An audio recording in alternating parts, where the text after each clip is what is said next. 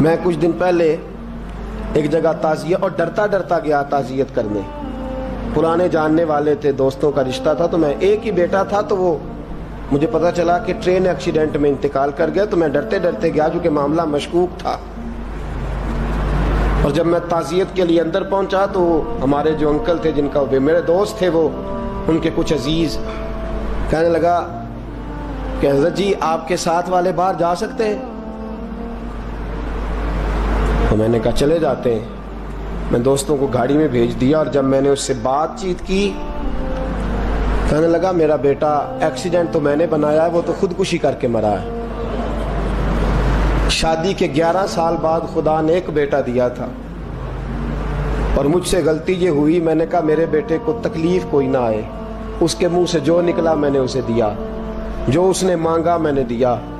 کہتا ہے جو شخص 16,000 مہینے کا کمائے اور بیٹے کو 40,000 کا موبائل خرید کے دے, کہتا ہے میں نے ہر سہولت اسے دی. پھر ایک امیر کی لڑکی سے یونیورسٹی میں پڑھتے ہوئے اس کا تعلق بنا. بچی کے میسج بھی میں نے اپنے موبائل, اس بچے کے موبائل میں دیکھے, اور اس لڑکے نے جو میسج سینڈ کیے وہ بھی میں نے دیکھے.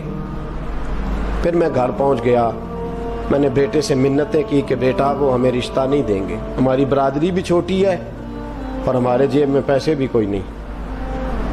پھر میں ان کے گھر گیا, بیٹا نہ مانا, اور میں نے اس شخص کو بلا کے کہا تیری بیٹی کے میسیج ہیں, خدا را خیال کر, اور تیرے تو 7 بچے ہیں, میری گود میں تو ایک ہی پھول کھلا ہے, میں کدھر جاؤں, خیال کر. اس نے کہا دوبارہ تو نے نام لیا تو ایسے کیس میں باپ بیٹے کو پھنساؤں گا کہ ساری زندگی نکل نہیں سکو گے. نے کہا میں نے بیٹے سے کہا کہ بیٹا میں نے پگڑی تک رکھی ہے پر مجھے رشتہ نہیں ملا, تو باز آ جا. کہنے لگا 3 راتیں میرا بیٹا سویا نہیں, اور مجھے کہنے لگا حضرت جی وہ 4تھی رات سویا ہے تو دوبارہ اٹھا نہیں. مجھے کہنے لگا مجھے اجازت دو کہ میں اس بیٹی کو بھی قتل کر دوں اور اس کا باپ بھی قتل کر دوں, میرا تو گھر اجڑ گیا نا. وہ کہنے لگا میں کبھی کبھی دوستوں کے پاس جا کے رات گزار لیتا ہوں اور میں اپنے دل کو سکون دے لیتا ہوں, لیکن اس کی ماں اس کے جوتے سینے سے لگائے پھرتی ہے, اس کی اماں اس کے پرانے کپڑے لے کے سینے سے لگائے پھرتی ہے. کہنے لگا حضرت جی کوئی کوشش کرو, کوئی دعا کرو کہ اللہ مہربانیاں کرے. میں کہہ تو نہیں سکا ان سے, لیکن میرے دل میں خیال آیا کہ کس نے کہا تھا کہ بچہ یونیورسٹی میں کو ایجوکیشن میں داخل کراؤ, کس نے کہا تھا کہ اس کے ہاتھ میں آگ کا انگارہ دو. میرے دوست, آپ تیز آنچ تیز آگ جلا کے اس کے قریب مکھن رکھو, اور پھر مکھن سے کہو کہ ڈلنا نہ, پھر مکھن سے کہو کہ پگھلنا نہ. بھئی تیز آگ قریب جلا دی اور تو کہتے پگھلنا, یہ کیسا ممکن ہے؟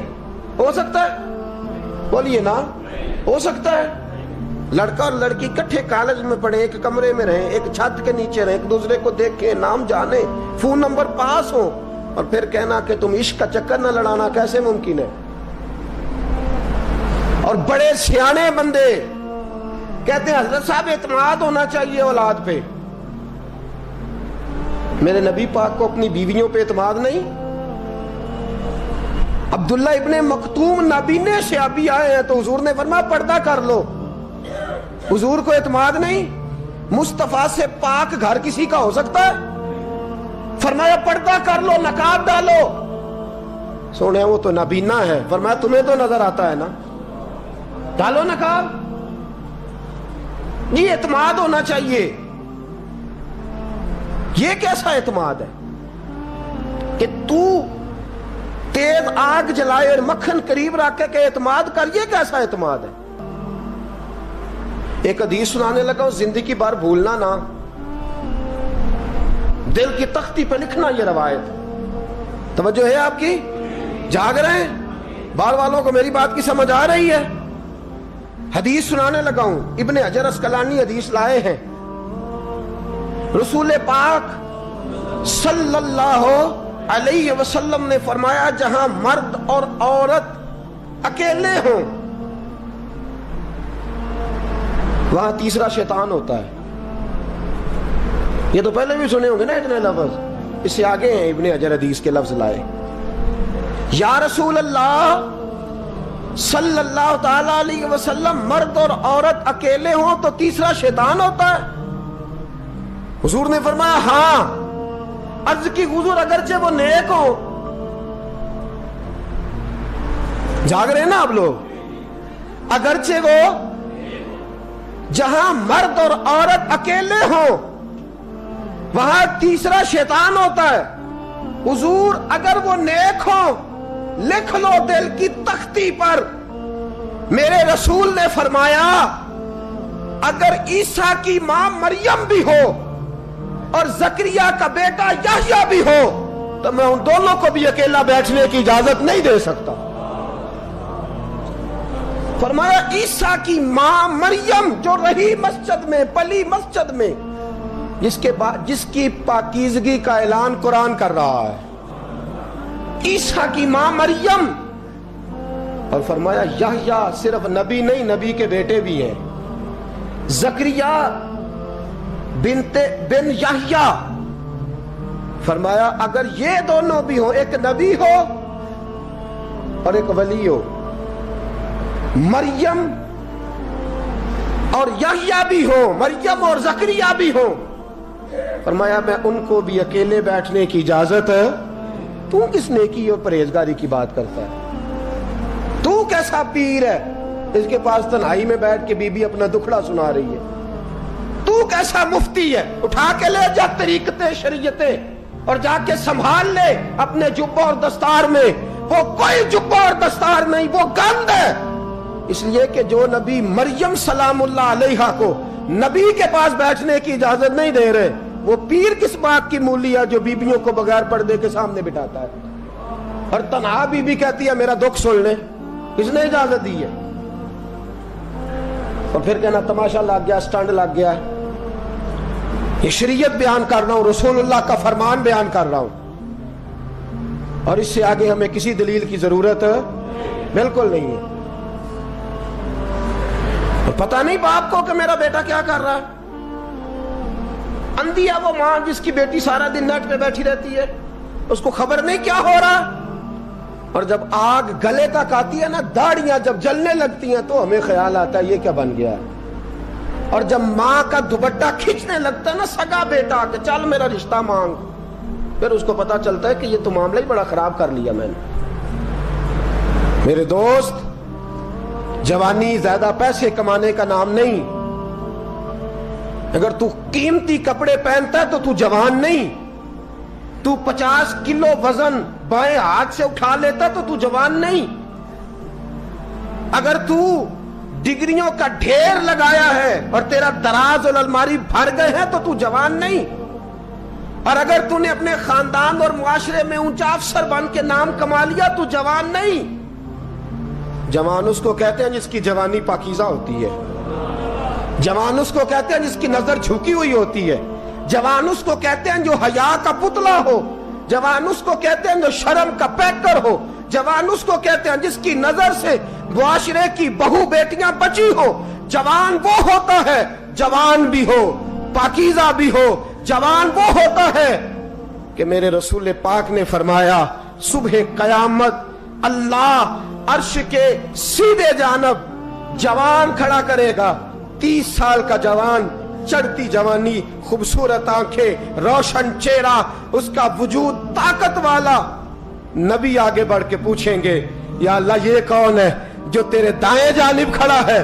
اللہ فرمائے گا یہ وہ جوان ہے کہ خوبصورت عورت نے اسے کہا تھا میرے ساتھ منہ کالا کر لے، پر اس نے نظر جھکا کے کہا تھا انی اخاف اللہ. نہ بھائی میں تو اپنے اللہ سے ڈرتا ہوں. فرمایا یہ پاک جوانی والا ہے، یہ حاجی نہیں، نمازی نہیں، یہ ولی نہیں، یہ صوفی نہیں، یہ وہ نہیں جو غوث زماں ہو، قطب دورہ ہو، پیر طریقت نہیں، مفتی وقت نہیں. یہ خالی جوان ہے پر پاک جوانی لے کے آیا ہے. یہ خالی جوان ہے پر پاکیزہ جوانی لے کے آیا. یہ خالی جوان ہے پر اس کی نظروں میں حیا بڑی ہے. یہ پاک، یہ کیا تماشا لگ گیا عشق کا چکر. اور آج جتنی مصیبتیں کھڑی ہوئی ہیں،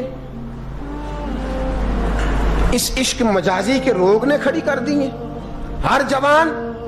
ہمارا ایک بچہ تھوڑے دن پہلے اس علاقے کا محمد طیب نام کا شہید ہو گیا. وہ ایک کونے میں رہنے والا, ایک محلے میں ایک چھوٹے سے کونے میں رہنے والا بچہ تھا نا. میرے ساتھ دوست موجود ہیں. صبح سے لے کر ساری رات میں افسوس کرتا رہا میں جنازے میں کیوں نہیں گیا, میں جنازے میں کیوں نہیں گیا. وہ بچہ پاک فوج کا وہ شہادت اختیار کر گیا تو فخر سے سر بلند کر گیا اپنا. لیکن جو بی بی کے لیے ساری رات روتے رہتے ہیں وہ شہید ہو سکیں گے؟ جو ساری رات ٹھنڈ میں کھڑے ہو کے عورت کے ساتھ گفتگو کرتے رہتے ہیں اور جو سارا دن دل میں گند رکھتے ہیں بی بی کے لیے, ان کے ہاتھ میں تلوار آئے گی؟ یہ بہو بیٹیوں کی عزتیں بچا سکیں گے؟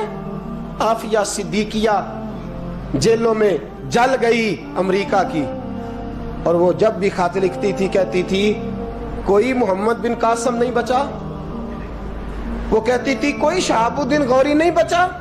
اور وہ جب بھی, اب تو خیر اس کا ذہنی توازن ہی کام کرنا چھوڑ گیا, وہ بی بی جب بھی خط لکھتی تھی نا اہل پاکستان کو تو کہتی تھی پاکستان والوں بتاؤ کیا تمہارے اندر کوئی بھی خالد بن ولید کا ماننے والا نہیں؟ کیا کوئی نہیں تمہارے اندر جو علی کے نام کا نعرہ لگانے والا ہو؟